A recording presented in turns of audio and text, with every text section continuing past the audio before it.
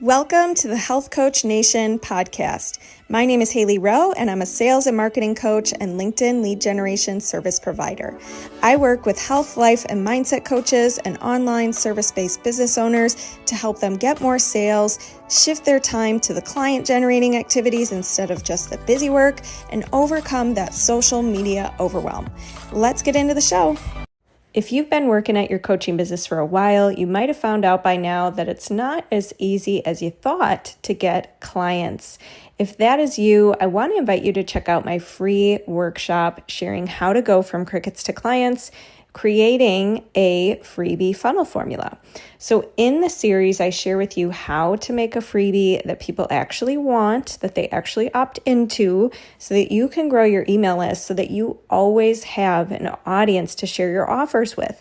And you always have an audience where they're being nurtured by you, they're moving through the sales cycle, and you're not stuck every time you have a launch feeling like you have zero eyeballs on your content.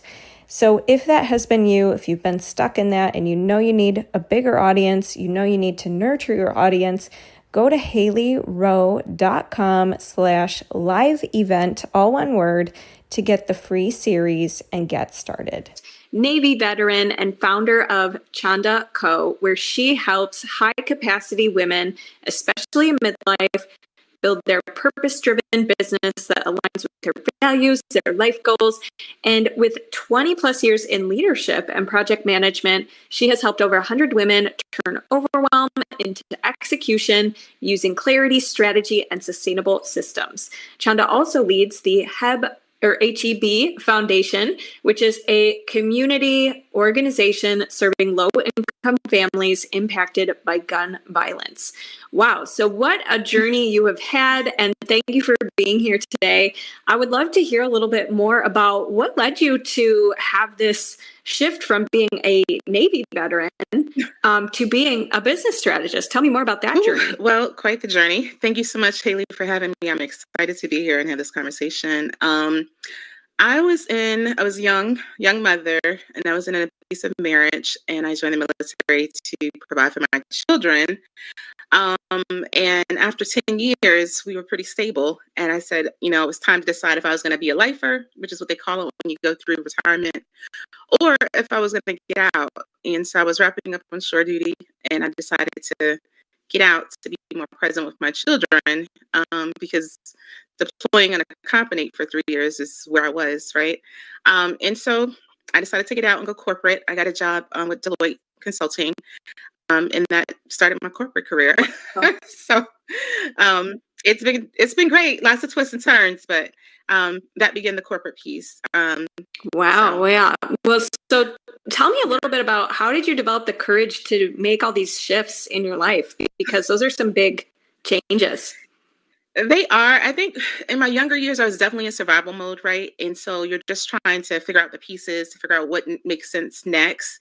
I've always been a planner, writing everything down. I've always been like a systems person, identifying a system that I can use to kind of best move forward. Even in the military, I think I did well there because the same thing, they immediately were like, oh, yeah, she's good. So I didn't have a problem in the military at all. Came to work, did my job, always found a way to make things work. And I took that same mindset concept into corporate. And so it served me, trusting myself and, doing what we had to do in the moment. And when it was time to shift, to pivot, understanding that as well. So being very tuned into myself. I'm a person of faith. And so I believe that also helped me in my journey. Because you got to trust yourself. Who else do we have, right? Right. Oh my gosh. Yeah. And that's actually a big challenge that I see for midlife women who are starting a business for the first time is they don't trust themselves. Yeah. And maybe they've spent so many years doing everything for their family and their kids and their spouse and all the things. And now they're doing something for themselves and they're like, whoa, this is such a new territory. I don't know what to do or where I should start. So what would you say to a midlife woman who wants to get clear on her values, what she wants her business to be? Like, where do you start with that? Tell me a little more about that. Sure. So it really depends on the client because everybody's situation is different. I do have some that come to me that's brand new. They don't know exactly what they want to pursue. They have all these ideas in their head and they're trying to figure out like which one should I do. And I help them basically get clear on that, helping them understand like, what's needed out in the world and what can you charge for, right? And then do you actually like it? Right? Do you have a passion for it? And does it fit the season of your life you're in? Because everything doesn't necessarily fit where we are. And so once you identify the ones that are ranking the highest in those different areas, then those are the ones that I would recommend that you go after, like needle it down, right? And a lot of times it helps them get clear, like, oh, okay, that makes so much sense that, for those that are already working and they're just trying to figure it out. And I think I mostly hear, I'm overwhelmed. I don't know what to do. And I help them get clear. Strategizing, helping them come up with a plan, getting rid of the noise, right? But for the other ones who say, I just don't have enough time, like I want to grow this, I want to start this, but I don't have enough time, it is helping them to understand, like, okay, here are some time management strategies. But the other part of that is, let's stop saying you don't have enough time. Let's see how we can increase your capacity, right? See what that looks like. And understand what success looks like for them, because success is different for everybody. What's successful for me may not be success for you as a person, because we all have our different responsibilities, right? Mm-hmm. And so it's just helping them to get clear in those different ways across the spectrum of their life and where they are. Yes, I love that. And we definitely have some crossover in helping get rid of the overwhelm and the noise and getting a plan in place. But one of the things you said that I really want to hone in on is you said, when you say you don't have enough time, we need to look at that and we need to increase capacity. So tell me more about that, because I think a lot of people literally believe, I just do not have enough time and I never will, and this is not going to work. So how do we do that? Okay, so we all got the same 24 hours, and that's a no-brainer, right? But when you say, okay, what are you doing with those 24 hours? And a lot of times I'll say, well, let's go through your day. Let's look at your calendar. How are you spending your time? And they'll find that they're spending time on the phone or spending time on social media, or they're in and out of emails, they're distracted. And so we say, okay, once we realize where the holes and the gaps are and ways that we can recoup some of that time, or we can streamline it to make it more effective, then I'll say, okay, let's incorporate some time management strategies, right? Let's look at time blocking, task batching. Let's, those type of things, Pareto principle, things like that we can employ to kind of help you recoup some of that time so that you can do more of the things that you love. Your business is supposed to give you freedom. It's not supposed to become another job, right? And so if you're the single point of failure in your company, then it's never going to scale. It's never going to grow, because without you, it doesn't exist. And so it's having that conversation. The other thing, of course, is the mindset shift. Let's start speaking more positively about what it is that you want to accomplish and how you feel about those things and how you see yourself in that. Yeah. So what was something on your journey where maybe you felt like you didn't have enough time, or you had to make a new system or change something because it just wasn't getting done? I think those are the times that I pivot, honestly. When I came out of survival mode and I was stable from the military, and then I was more focused on being a mom to my children, then I realized, like, the military served its purpose, right? I was good at it, but it was not what I wanted to do for the next season. I wanted to be more present. And so I was like, okay, how do I have more time for my children? Clearly, it's not going across the world, right? It is making that hard decision to say, I don't know what I'm stepping into, but I know it's going to serve us better in this season. And so it was making that decision, right?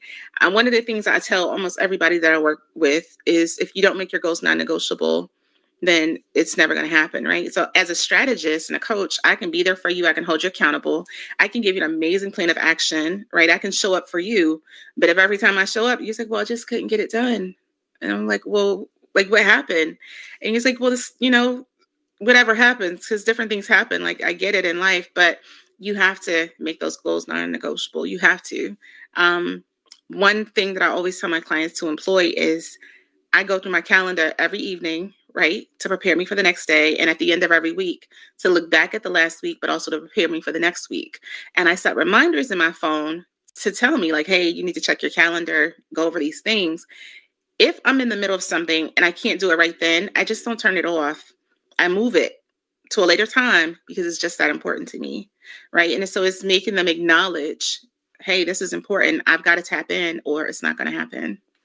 I love that. Yeah, I have a free weekly planning system, and part of it is saying make time for buffer room, meaning you're probably not going to get to everything this week that you had wanted to, but have like a time, maybe it's a Sunday afternoon or something like that, where you could pour over the important thing that didn't get done this week and put it in that time and like make that a non-negotiable time for yourself. So I love that you said that. And I love that you said you can have the best plan in the world, but if you're not implementing it and you're not also troubleshooting, like a lot of people don't want to look back at the week and look at their calendar like you do and say like, what even happened this week and where can I improve and where can I move things and all of that kind of stuff. Yeah. And so I love that you employ that with your clients, because that's a huge change that will make such an impact on their life. And they think it's small, like too small to matter, but it's not. It's really something they're missing. And I think a lot of people avoid that review time, like to look back, because they're like, I don't have time for that, or it's dumb or whatever. But what have you found, like, especially as somebody who likes systems, like what is the value? How do you evaluate things? Like, what is the value in that? Tell me maybe something you've looked back on and you're glad you did, rather than just going full speed ahead and never reflecting. Well, I think if you don't measure it, then you will never know if you achieve success, right? Because numbers don't lie. And so when I start talking to my clients about KPIs, right, and how they're measuring their progress, I recommend, most of my clients, I recommend that they read the 12-week year. And the reason I do that is because they'll say, this year, I'm going to hit it big. I'm going to make $1 million. And I'm like, okay, well, how are you going to do that? How much does that look like over a quarter? How much does that look like over a month? How much does that look like over a week? Okay. And then what does that require of you, right? Do you have the capacity? Do you have the knowledge? Do you have the skill set, the resources? And so when you start breaking all those different things down, it makes it more palatable and more realistic.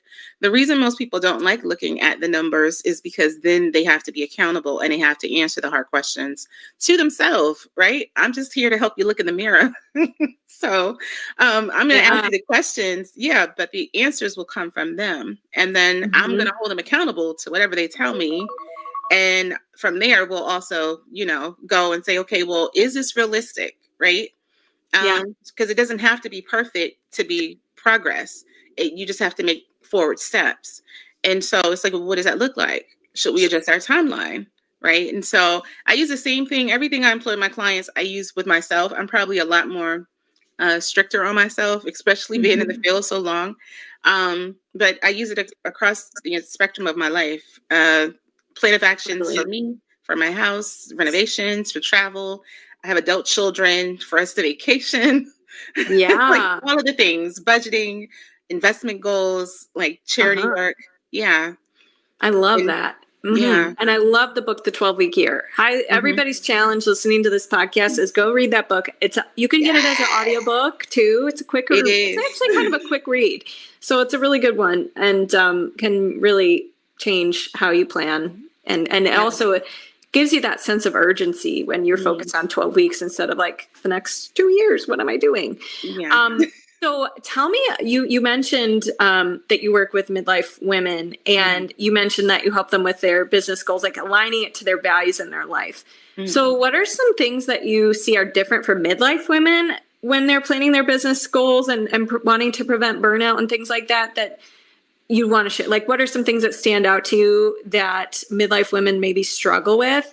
And how would you help them, or what kind of advice would you give them? Just a few things. I think one, I'm midlife, so it's relatable, right? I have adult children, grandchildren, aging parents, business, nonprofit. And so I'm pulled in all these different directions. And it would be very easy for me to also say, I don't have time, right? But again, we make time for what's important. The other thing is I let them know, like, we've served all these people over this time. We did all the things we were supposed to do, but now it's your time and you're worth it. And so getting them to actually to like, not just say it, but to feel it, like I'm actually worth it. I deserve to have this at this stage in my life. And the other thing is with younger women, the conversation, it will tend to linger. There's more coddling, etc. Older woman understands that time is of the essence and it's go time. Like, I'm not here to play games with you. We don't have a lot of time. Let's not waste it. Let's get to work. If we're going to do this, right, let's go. And then older women, the imposter syndrome is definitely real. And even in older women, I found a lot of maternal guilt. So imposter syndrome, they're feeling like they don't have anything to add, or they're not value added, maybe because they did take the back seat earlier in life because they were just a homemaker, they were just a mom, they were just his, Brad's wife, right? And so it's stepping into that. It's like, well, what does that look like? What kind of experience do I have? What kind of expertise does I have? What do I have to offer? And so I say, well, let's talk about it. What have you been doing over the last few years? And when they start talking about it, I basically help them align that to different skill sets, right? And different areas of expertise and things like that. As a homemaker or a mom, there's so many things that you manage that people don't account for, where you have to be strategic. You have to have very good time management skills. You have to be able to manage a budget in order to sustain a household. And so it's like, okay, how does that convey over to business? And then how can I share that with people in order to show up, right? And be confident. Mm-hmm. You can't just show up and be like, well, I don't know. You got to show up and stand in power, right? And then I always tell them to get into community, get around people who's going to support you, because it's needed. Yeah. Amen. I love it. Yes. And I love that you said you're worth it, because a lot of people, they think, oh, it's too late for me. Or, I've always done everything for everybody else, or I put everybody else first. And they may not believe, oh, this is my time and I can do what I want to do. And one of the other things that you mentioned is burnout is something that you help people with. So where do you see women burning themselves out in either business or life that's costing them their goals? All the time, because we're always taught to be all things to everyone except for ourselves, which kind of goes back to the whole mindset of being worth it, right? But as I explain to them all the time, like, you have to make time for you and for what you want. And self-care is so key that if you don't show up for yourself, then everything else falls away. Right. And so if you're creating a business, making sure that that business is something that's close to your heart, but it's also something that is going to be balanced. And I always tell people, automate, delegate, or eliminate, right? Don't just take on a bunch of stuff and you don't have time. Like, make sure it fits. Make sure you have capacity. Make sure you have things in place. And so I'm really big on especially in this era, like, automate as much as you can possibly automate. If you can afford an assistant, then let them do the redundant tasks and let you focus on things that are going to move your business forward. That's if you can afford it. If not, look at how you can streamline those things, but making sure that you're focusing at some point on yourself. So we talk about CEO days, kind of like theming your days. And so set your days up where at least once a week, you're focusing on pouring back into yourself, whether that's doing a dance class or going for a walk or swimming or whatever feeds you, right? To kind of restore you. Yeah. Because it's important. And that's for any woman, especially because we're always pouring into everyone. A lot of times we don't learn that until later in life, if we learn it at all. Right. Yeah. Mm-hmm. But What's something that you have an unpopular opinion about in this field?